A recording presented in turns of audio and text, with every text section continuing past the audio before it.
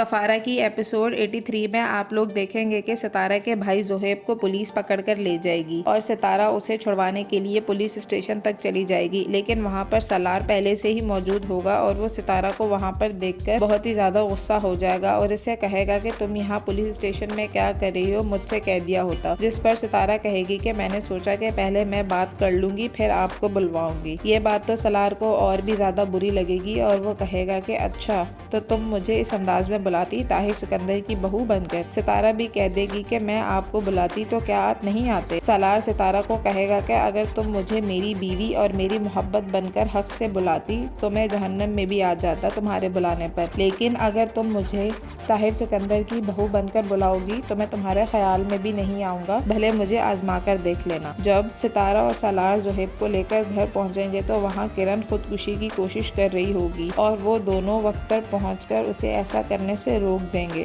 کرن کہے گی کہ مجھے کیوں روکا ہے آپ دونوں نے، میری وجہ سے سب کے سر جھک گئے ہیں، اس لیے تو میں خود کو ختم کر رہی تھی۔ جس پر سالار کہے گا کہ کس نے کہہ دیا ہے تم سے کہ تمہاری وجہ سے سب کے سر جھک گئے ہیں، میں مانتا ہوں کہ تم سے غلطی ہوئی ہے، لیکن اس غلطی کو مٹانے کے لیے تم ایک اور گناہ کیوں کرنا چاہتی ہو؟ اور لوگوں کا تو کیا ہے، وہ تو کسی بھی حال میں جینے نہیں دیتے اور کسی کو بھی جینے نہیں دیتے، اور اگر لوگوں کے ڈر سے آج تم خودکشی کرو گی، کل تمہارے ابا خودکشی کریں گے اور پرسوں تمہاری امی خودکشی کی کوشش کریں گی۔ لوگوں کو فیس کرنا سیکھو۔ جس پر کرن کہے گی کہ میرے امی ابو تو مجھے ہی گناہ گار سمجھتے ہیں نا سالار بھائی۔ اس پر سالار اسے سمجھائے گا کہ گناہ ہو بھی گیا ہے تو کیا ہوا، گناہ کی معافی بھی تو مانگی جا سکتی ہے اور مانگ لینی چاہیے۔